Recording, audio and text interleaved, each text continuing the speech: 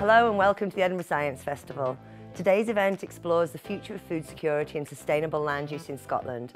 It will touch on a wide variety of areas such as restoring soil health, food technology to combat climate change, the challenge of reaching net zero for the farming industry and the role we all play as consumers. This event is free for you to enjoy thanks to our festival sponsors and supporters. Edinburgh Science is an educational charity, so do please consider making a donation through our website to support the work we do, and enjoy the event.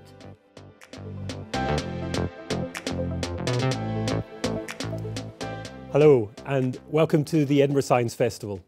My name's Donald Reid. I'm a food writer and food educator. And for today's talk and discussion, exploration on the topic of feeding the 5 million, looking at food security in Scotland, I'm delighted to be joined here on stage by Pete Ritchie, who is an organic farmer in the Borders and director of Nourish, the prominent NGO that looks into matters of food justice and food policy in Scotland. And also joining us is Deb Roberts, who is on the video link in Aberdeenshire. Deb is the Deputy Chief Executive at the Hutton Institute up in Aberdeenshire, with a speciality in research on agricultural economics and regional science.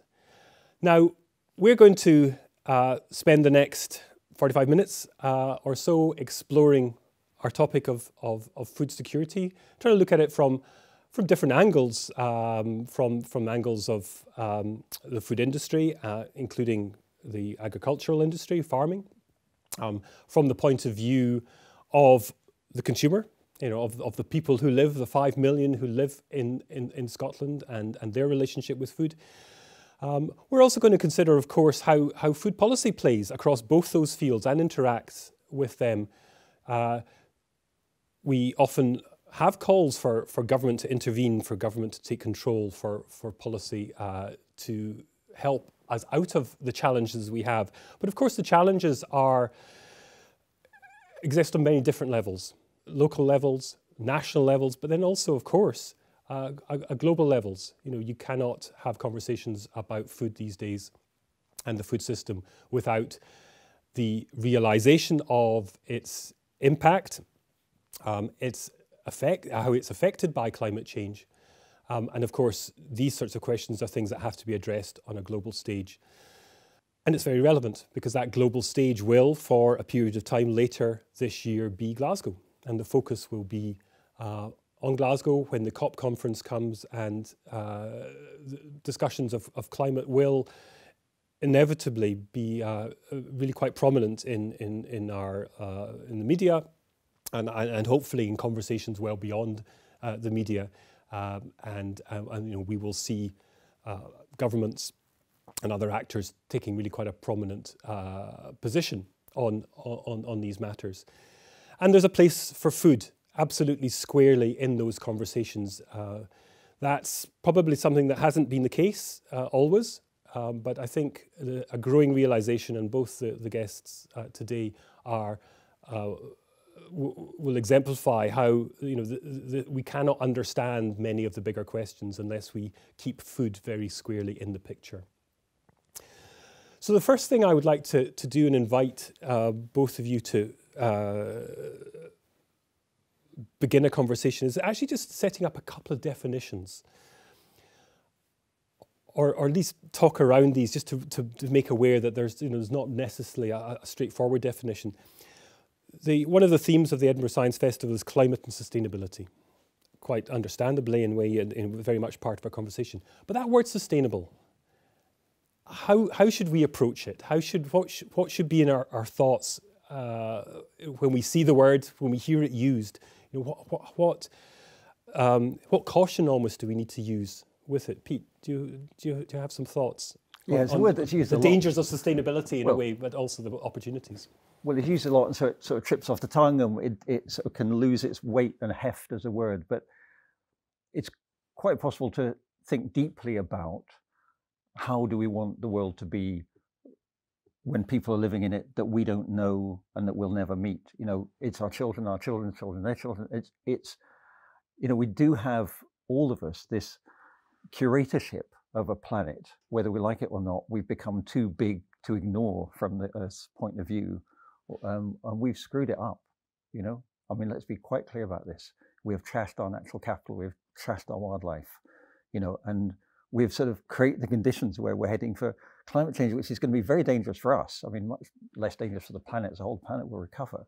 But that thing about we want to leave a world in the next 100 years that we can be very proud of, and that people look back and say, well, that generation actually got their act together on this. And we can now live sustainably in the world. We can carry on enjoying nature. We can carry on having a food secure future, and we can carry on having a climate that's within sort of human sensitive bounds because people took action. So we have to sort of get the passion back into sustainability, and think of the people that are not yet here that will thank us for actually getting off our bottoms and doing something about this. Deb, do you have some thoughts? I mean, thoughts on that? But you know, perhaps we have to also consider, you know, be aware of what's unsustainable, and that sometimes helps us understand a little bit how better to think about sustainability. Yeah, absolutely. And I guess I completely agree with what Pete is saying here, that sustainability itself somehow is a term that actually people are moving away from because it's been overused. It's been, I mean, the very basic definition of it was that we meet our current needs while protecting the needs of future generations.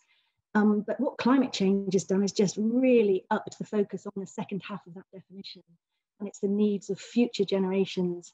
And actually, I think what's becoming clear is that it's younger people in society that are picking this up now and actually driving some of the changes that need to occur.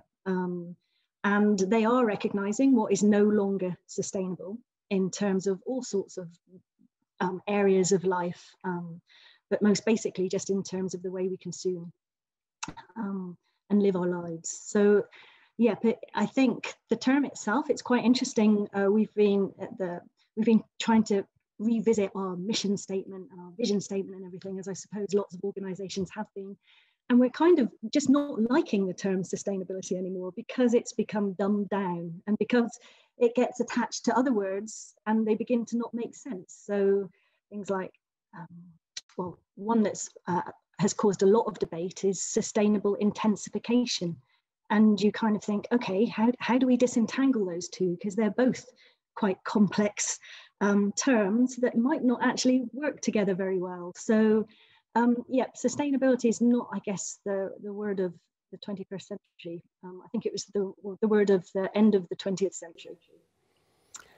And do you see it being replaced by something else that's going to kind of become part of our lexicon more prominently? That's a really interesting question. I think the climate change emergency, as it's now known, and the biodiversity emergency are terms which are getting greater sort of catch on with general society. And it's this emergency idea, I think, an urgency, which is coming through more strongly. So I think there are other terms, and there's a sort of understanding that what's needed now is pretty transformative change in for example, our food systems, and that sustainability is a quite gentle term, and perhaps we need more radical terms. Things need to get shaken up a little bit more. Okay, that's fascinating, and we may well, almost inevitably, I think we might come back to language and our the terms that we almost have to get used to. Just if I can come in here, one of the wonderful things I read recently by Robin Lee Cummer was about getting away from sustainability and talking about reciprocity.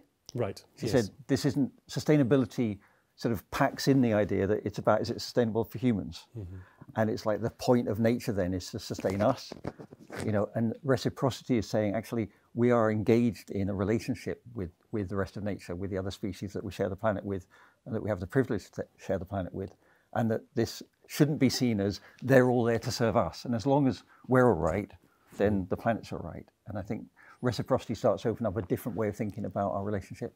And the transactional nature of that brings in that carries with it that sense of there has to be an acknowledgement of the person that you are transacting with, and respect for their position and their point of view, and finding a point of agreement, if you like, and that transactional nature itself brings with it potentially downsides as well, but a transactional nature by and large should, in theory, be a positive thing. It is a positive interaction. Yeah, and we need to learn from other cultures. We've tended to have a very sort of northern-dominated discourse on this, and other places will talk quite happily about the rights of rivers, the rights of mountains. Yeah. We sort of shy away from that language as being sort of anthropomorphic or sentimental, but actually trying to understand that there's a claim that nature has on us, not just that we have a claim on nature. I think it's that, seeing ourselves in nature, it's very old stuff, but actually seeing ourselves as beneficiaries of, children of nature, not simply in charge of nature. Yeah. Well, the other term which I think plays quite squarely into any consideration of food security is the idea of self-sufficiency. And I think we do sit in a situation where actually food sometimes can feel almost invisible, and part of that invisibility comes from the fact that we take it for granted. It's just there. We can assume it's there. It's always there. It will be provided. Talking about food security also obviously asks questions about, well, is that really the case? Can we take it for granted, either in the short or the medium or the long term?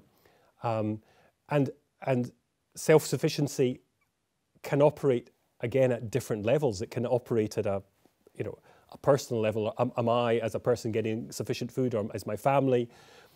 Or you can, you raise it up to larger entities, communities, or even nations. But that's sustainability question is still there. Self-sufficiency. Can we look after ourselves, and within which boundaries can we do that? So I'll come to Deb's first on that idea of self-sufficiency, especially maybe from an agricultural context. It kind of almost assumes that we can feed ourselves, but is that in Scotland in particular? Is that really the case? Yeah, it's really interesting, Donald, because often people use the terms food security and self-sufficiency interchangeably in conversations. And actually, I'm an agricultural economist by training, and we would argue that there's a very big difference between those two concepts. Food security is a much broader concept. And again, most people might initially think it's all about production and the quantity of food that's produced. But actually, it's about being able to access food, accessibility. And increasingly, it's also about the nutritional value of that food, the safety of that food, and the stability with which you can access food. So food security is a massive concept, and it goes way beyond just that quantity of production element.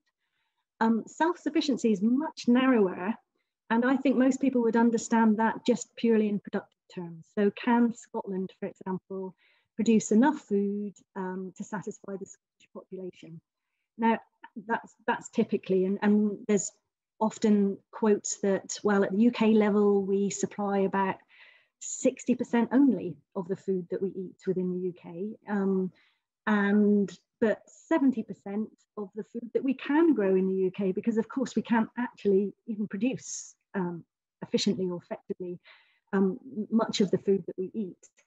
And I would say having self-sufficiency as a national target is quite an odd target to have, because it actually misses some of those other elements of food security, which are really, really important. So there's absolutely nothing wrong with striving to increase our production where we can. So, for instance, in Scottish whisky at the moment, we're not producing sufficient barley of malting quality to supply all of our needs. I think we're short by about 10 or 20%. So that would be great if we could provenance all of the malting barley that we need for Scotch whisky in Scotland. That's a great ambition and target to have. But to pull it out much more broadly, I think, as a goal is a bit problematic, because it might end up meaning that we disadvantage some parts of the population by pushing prices too high, or compromising some of those other elements of food security. Deb, what you say there, is quite interesting, because I suspect that when I pass this across to Pete, which I'm about to do, he might respond to one of the illustrations that you brought up there of whiskey. And while that aspiration that, from a certain perspective, yeah, if we're going to process the barley and to make it into whiskey and make money from it, then we should be doing more of that, using more of our own produce. There's kind of some sense and argument for that. However, you could also say, well, we have so little prime agricultural, good growing land in Scotland that why are we using so much of it to grow alcohol, when in fact, actually, we could be growing crops that people will eat. So it's one thing to be self-sufficient in alcohol, but is a primary priority perhaps to be self-sufficient in food. And that question of, do we actually grow what we eat and eat what we grow, and should there be a closer relationship between those two things? Which I suspect is something that's something that you've been addressing for quite a while, Pete. And we're not particularly invested in Scotland being self-sufficient in food. That's a false goal, and it's got no more relevance than Scotland being self-sufficient in anything else, in steel or in rubber and cotton, or there are important things about bringing local production, local something close together for social reasons as much as environmental reasons, economic reasons as much as environmental reasons.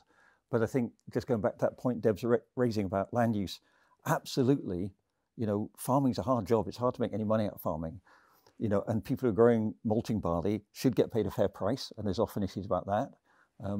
But they should also be producing that, with as little nitrogen as possible and as much biodiversity as possible.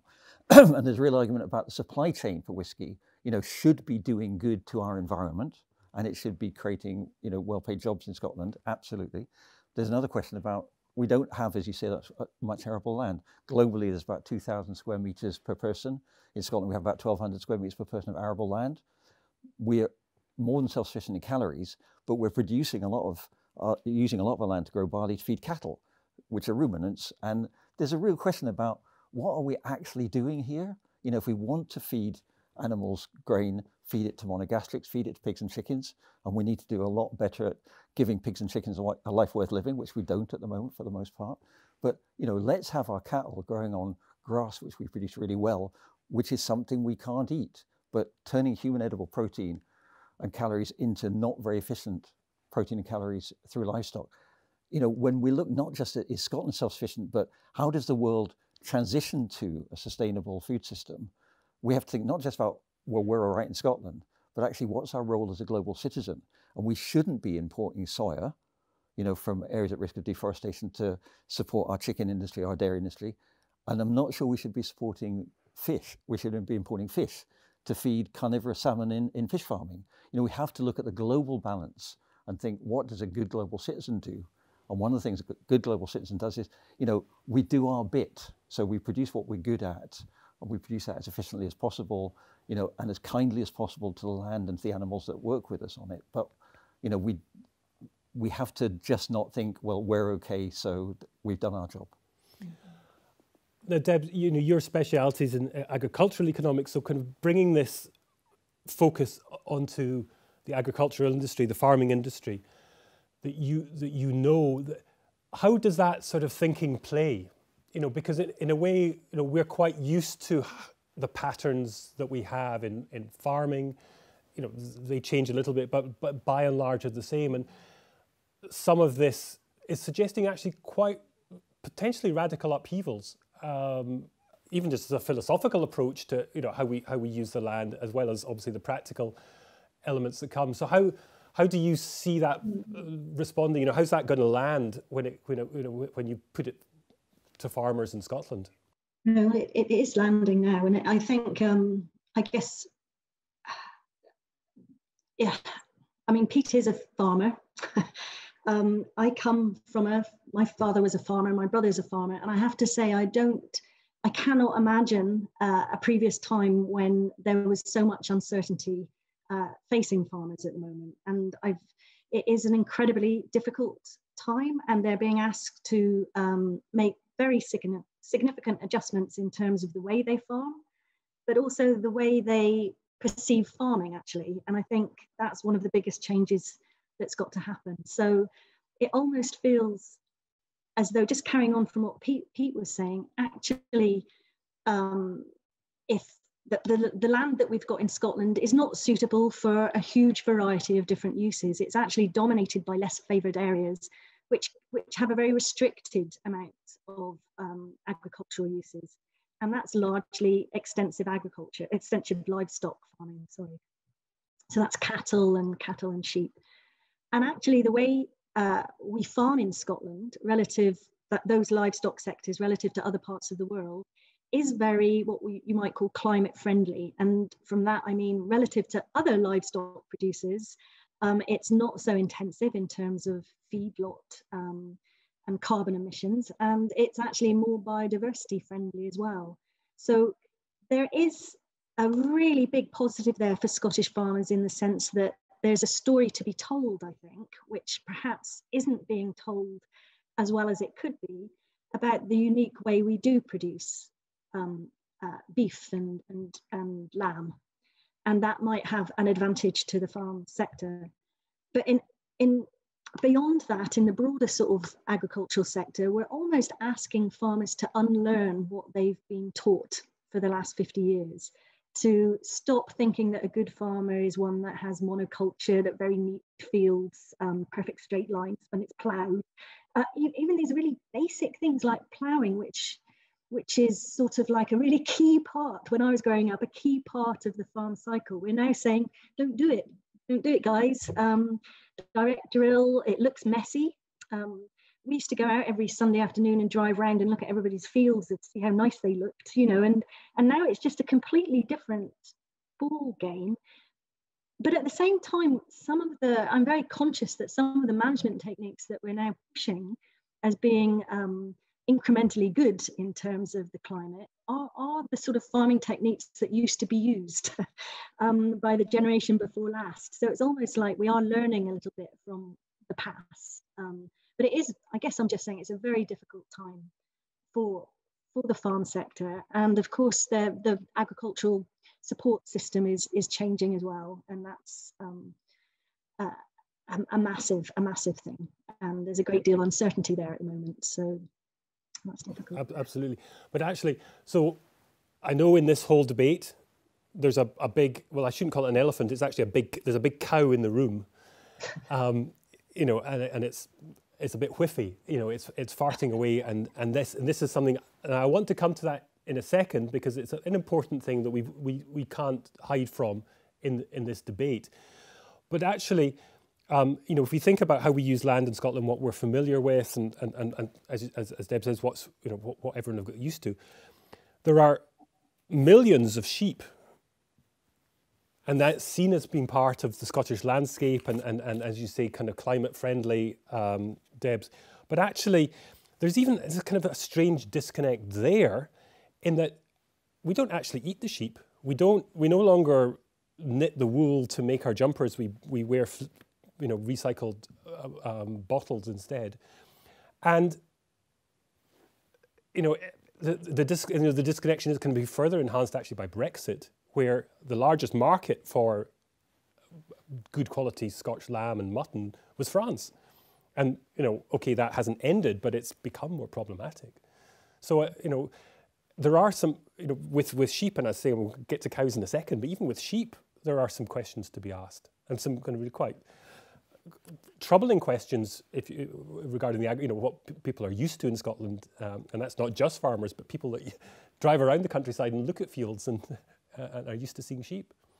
Absolutely, and I mean, this is all part, going back to what Deb said about younger people. We have to be thinking in terms of our public policy on food. What are we supporting farmers to do? And as Deb says, farmers have been told for the last 50 years, and that's what they're told in college, was their job is to feed the world. It's a fact that in the UK we use more land to grow wheat for biofuels than we use to grow fruit and vegetables. That's a fact.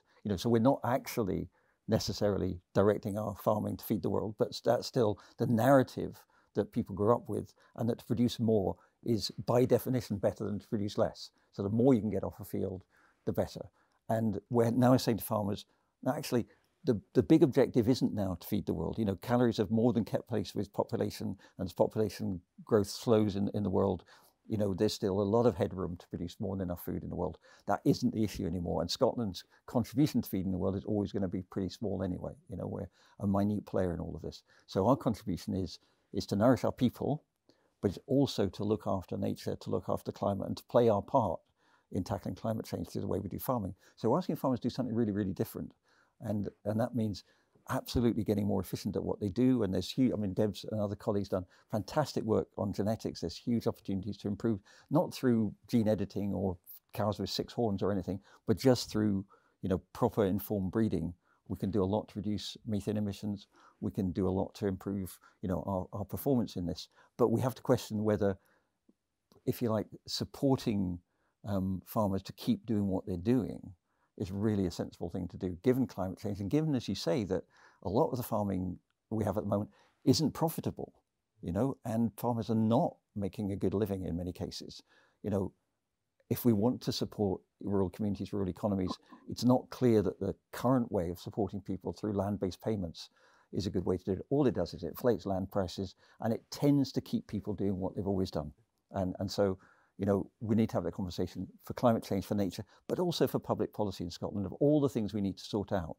How do we use the money that we use to support farming and food production in the best way for everybody? Yeah, and there's an interesting tension at the moment. You know, as Deb said, actually what we're finding is that some of the best ways to farm and use land in a climate-friendly way are the old ways. You know, or to some extent, in that there are some things that have been forgotten that have to be remembered, but at the same time, we're in an era where there are many tech solutions, many really important technological developments, that some of which will be useful and some of which will be slightly red herrings, or be kind of rather too closely hitched to specific commercial agendas. So, how do we navigate that really quite choppy waters now, with all the these competing demands, but at one hand this call to slow things down, and this other call to speed things, almost simultaneously speed things up?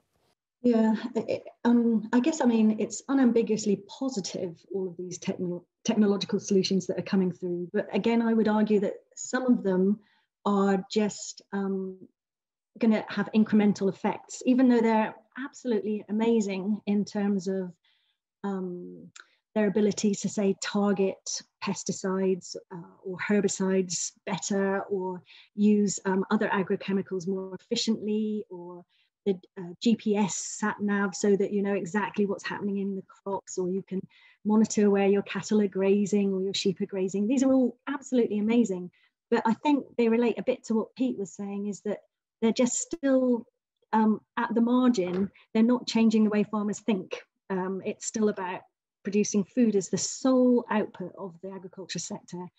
And actually it is beyond that now. We need much more transformative changes, which reflects the fact that farming doesn't just produce food. It's we used to say the word multifunctional a lot. That doesn't get used so much now, but they're just as important in terms of the biodiversity that they protect. That's absolutely critical, and the climate change mitigation that they can help achieve through their land use. So it's how you kind of change the mindset. And another element which I think is important not to forget is the human element. The fact that farmers exist as part of communities. That it's not this kind of, sometimes we can get into this one-dimensional thinking. Well, it is it's just about the food or the money it can make, and it's just an industry. But in fact, agriculture, yes, it's often termed as an industry, but look at its name, it's agriculture. There's that cultural element of it is often forgotten.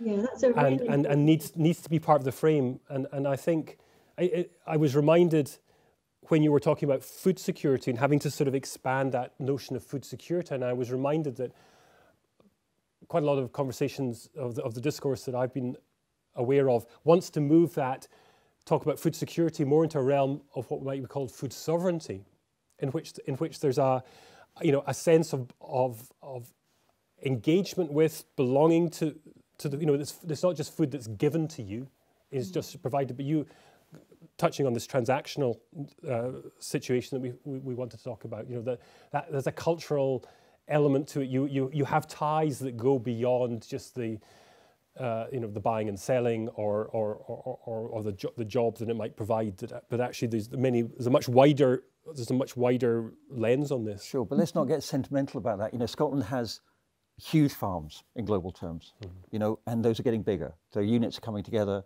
consolidating. And what that means is there's not many people actually working in farming, and there's 1 or 2 people managing 1,000, 2,000 acres of land, big machines, contractors, and actually some of that social stuff isn't there anymore. We can kid ourselves at that, but the days when a farm would have a football team or a cricket team to play at the farm next door, they went a long time ago.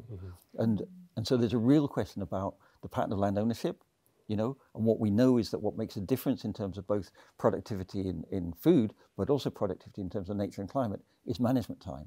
And what we're doing is we're shrinking management time all the time, so that you need to manage complexity, you need to manage diversity. That takes time.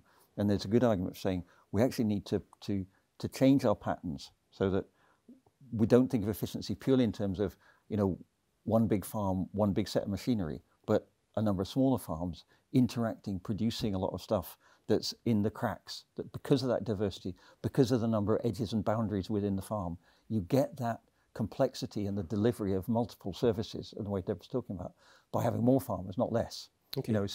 So we've tended to go for, we need to make farms bigger and bigger, make machines bigger and bigger, make fields bigger and bigger, so we can produce more and more commodities at cheaper and cheaper prices. And we're running to stand still a lot of the time because the price of barley isn't determined in Scotland, it's determined globally, like the price of every other commodity. So there's always a danger that we keep doing more and more of the same, instead of stopping and saying, right, actually, for a lot of farmers, having less stock and having less inputs not only means they make more money, but they can actually do more for nature on their farms. And government and society can then say, that's great, we'll support that. Could I bring into the conversation, therefore, here, crofting? And, as a system of agriculture, a system of a cultural system, a community system that is actually, it's not unique in the world because it's small-scale family farming and in fact, small-scale family farming is how more food in the world is produced by small-scale family farms at a global level than big industrial units. But, within certainly the European context, crofters have kind of the narrative that we've had for 50 years for crofters is, oh, you're inefficient, you're not really proper farmers, you've got to perhaps consolidate, get a bit bigger, scale up. But in fact, actually, is there something that we could learn and pay a bit more attention to crofting and some of the benefits that brings in terms of its engagement with land, awareness of biodiversity, and the cultural and the community side? I don't know. So, Deb, you I think actually, Pete, I agree in principle with what you're saying, but I think there are some areas of Scotland where the farm sector still is a relatively important part of that rural economy, and providing that cultural element. And I would say probably in the crofting areas that is the case, and perhaps some of the more areas that are most fragile in terms of depopulation, that is the case. So I do think the farm sector there plays a role, that culture role, much more significantly.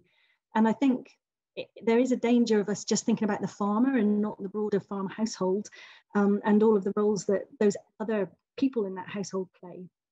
And I was kind of thinking about, even here in Aberdeenshire, I'm in the sort of food spot of Scotland, but when it snows, I am mighty glad that the farmers come down the lane with the tractor to clear the lane. And there's functions that they play which are pretty critical.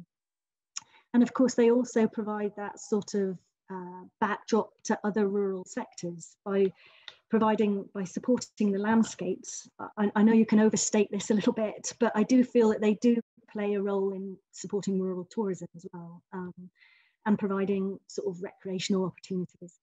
And I think they could do more, but I think they play that role.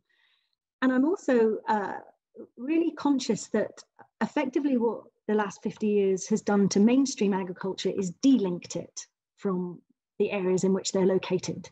There's been concentration upstream and downstream in the sector that have just basically meant that they are there, but they're not, these mainstream farmers are not that embedded in their locality. But interestingly, there's still some areas. So if I think about Aberdeenshire, there's a couple of towns which remain very agricultural. And I think they've become the sort of concentrations of agricultural industry or food processing. And many other rural towns really, frankly, don't have much to do with agriculture. So there's this sort of really interesting spatial pattern, which I think it's worth thinking about, because those towns, those particular towns are potentially vulnerable to a decline in the agriculture as well. And there'd be quite a significant knock-on economic effect. Just as we worry about coastal towns in the fishing industry, I think there are agricultural towns as well, which are worth thinking about. So I've gone a little bit away from that crofting idea there, but I think it's all to do with place-based policies as much as... Yeah, and so that, you know, it comes back to this idea, you know, we do have to keep in the picture the people, the 5 million people of Scotland, and you know, we spent quite a lot of time here talking about farmers and the farming industry, but what's the role in terms of these bigger picture questions, climate, sustainability, self-sufficient? Does the consumer, and I don't want to necessarily use the consumer because there's dangers in using that word in that they simply consume, whereas, you know, as we've touched on earlier, there's a transactional nature that goes beyond the economic transaction of going to buy food, but sort of engaging with food, having a sense of place, as you were just mentioning there, Deb, of you know, understanding that food comes from this place around us, and it not only is something to look at, but it's something that oils much of the life of that exists. So what is, you know, for an audience out there, for you know, the people who clearly engage with food every day, you know, what's their place in all this, and how do they, you know, beyond eating the food, and yeah. what we know, well, first thing is get organised. I mean, and I think Deb's absolutely right about this spatial disconnection. And you know, we saw in the pandemic, first bit of lockdown in the UK, you know, the global supply chain frayed. It didn't break, but it frayed. And I think people got a bit of a flag there, and they thought, hang on a minute, this is a bit weird. But it wasn't just us that got that flag. You know, talking to colleagues in Lagos, they were saying, what's happened? Why we're in Lagos? Why can't we get food from Nigeria? What's happening here? You know, that we're dependent on these very long supply chains. And I'm not saying, and Nourish didn't say we should get rid of the global food system. We need to have that resilience that's provided by the global food system, and, you know, fair, if possible, trade within that. But we do need to rebalance some of that towards some sense of a resilient local food system that can complement that, with particularly all the jobs that are created around that. And Scotland Food and Drink recently has moved its sort of priorities much more towards serving the local market, rather than simply saying Scotland's job is to be a platform to export food to the rest of the world, but actually think about how do we feed people well here. But in terms of what citizens can do, you know, we have underestimated, I think, the role of local government and local communities in influencing the pattern of food production, distribution, processing in their neighbourhood. And often, as Deb said, it's, you know, these food towns start to exist because you need something that takes the food from the field to people's plates. And that bit in the middle has tended to be, you know, abstracted from the local area in many, many cases. We've moved from right-size processing to gigantic-size processing. So you can only have a chicken producing factory if you've got 10 million chickens to put into it every week or something. You know, we've moved to these sort of so-called economies of scale, which disconnect people from their local food system. That's changing, and it's not just changing in Scotland, it's changing globally. But what we're seeing now is local authorities increasingly start to develop food policies that say, one, can we get, you know, food from around here into our schools and hospitals and care homes? Two, can we use our economic development powers to try to make more of the fact that we're producing raw materials here? Can we add value to those? You know, and three, can we improve the health of our populations by actually getting them more connected with more lightly processed food than the sort of, you know, ultra processed stuff you couldn't make at home? And all those things local authorities do start to have a role in. And I think as ordinary citizens, yes, we need to make better choices, and there are little gizmos that are going to emerge so that you can, you can put a browser onto your browser, you can make your carbon neutral choices in your food shopping basket. All of those things are important as consumers, but we do need that collective action as citizens to say, look, we want a food system that works not just for us now, but for our kids and our kids' kids. Our city, our town, our local authority can do something about that. We're not simply helpless. We don't have to wait for national governments or for the big corporates to design our food system for us. We can take action. So is that, as I'm saying, they're part of that narrative for the consumer to start processing, is this idea that smaller scale, more localized food systems and food engagements are not just quaint or artisan and often expensive, but actually they bring value beyond, even talking about quality of food. Yeah, you would hope the quality of food is at a decent, if not high standard, but actually that price that you're paying that seems a little bit more than it is in the supermarket, but actually that's money that's recirculating within an economy, that's going to, that's actually got a direct link into the fields that you see, that the animals that you see on the field, the hedgerows, and the maintenance of the hedgerows and the biodiversity that comes with that.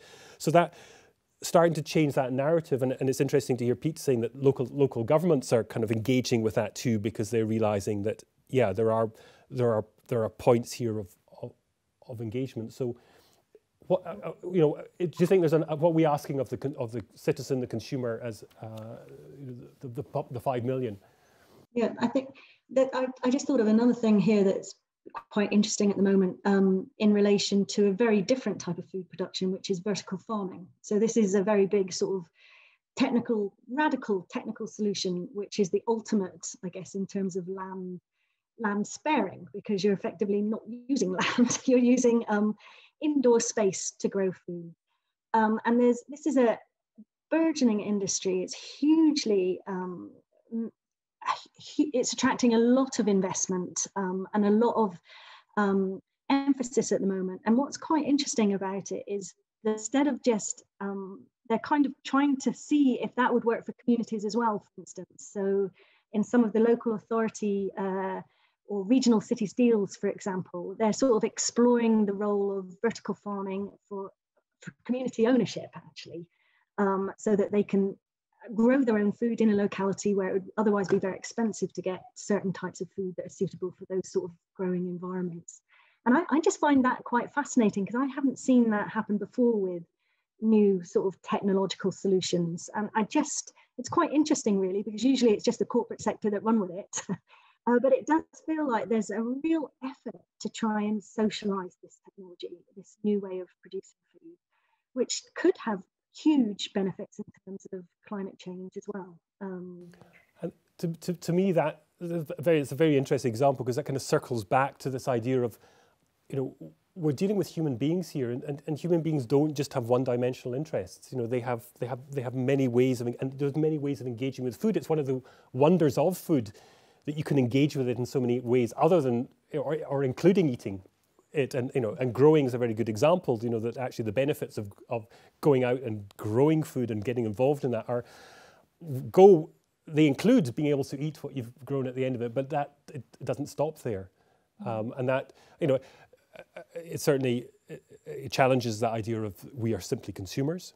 And I know, there's a kind of the idea that I'm aware of through the slow food idea that Carlo Petrini has advanced, of that we are co-producers. When you eat food, you are involved in the production of that food. And if that can be even, as Deb was suggesting, can be made even more apparent, because you have some sort of investment, not necessarily financial, but actually, just the investment can be geographical. It's happening locally, or it's happening, people that are involved in it. That can make a very big difference to the way in which you appreciate some of the challenges and perhaps the need to turn your head to some of the solutions. Yeah, I mean, we're supporting these global fork to farm dialogues at the moment, and we've called them fork to farm specifically because we've got this idea that it's farm to fork, that farmers produce stuff and then it goes on the plates. That's not how it works. You know, farmers produce what the market asks them to produce. So it's fork to farm is how it actually works as much as farm to fork. And these are about getting cities and farmers to talk together about how can you farmers support us in the food choices we want to make in the future that are sustainable, and how can we cities support you to have good livelihoods while you do that and while you transition, as Deb said, from one understanding of what farming is about to another understanding of what farming is about. So I think there's a real opportunity to get those conversations going between farmers and citizens about what is it we're asking you to do and what is it that you're asking us to do in return. Because there's no point in asking farmers to do all this if we then refuse to reward them for that, you know, and that we decide instead that, you know, cheap is good. We've had a cheap food culture in the UK since the repeal of the Corn Laws, if not before.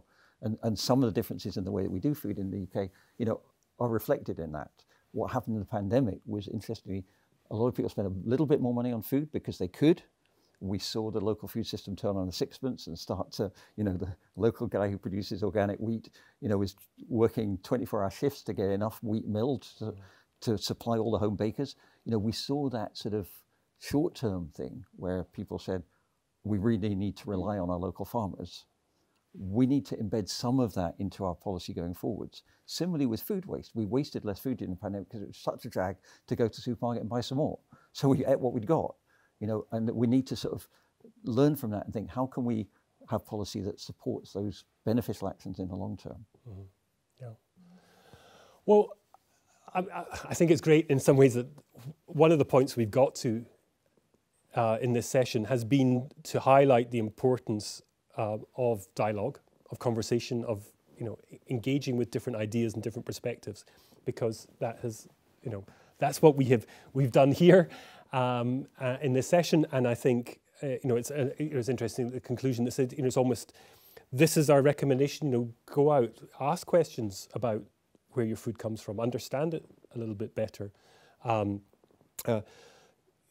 understand that it has a relationship to the bigger questions of climate change, that it has bigger questions, you know, that it relates the, you know, the very not just the food you eat, but the where it comes from and the transactions that you are engaged with in many different ways. Going for a walk in nature and, you know, understanding, you know, those relationships can be part of all that same conversation, and recognizing this transactional you know, flow that happens all around food and in different parts of the food system that we've highlighted. So that's the fact that we've had a conversation about that and come to the conclusion that talking about these things and understanding them better and exploring them is part of the direction we want to go. So with that, I will draw things to a close and say thank you very much to Pete, to Deb for joining us. Thanks to the technology for working for the time and having you with us. It's great. It's been a really stimulating conversation. Thank you very much for your contributions. And we will sign off from the Edinburgh Science Festival. Thanks for joining us. Thank you.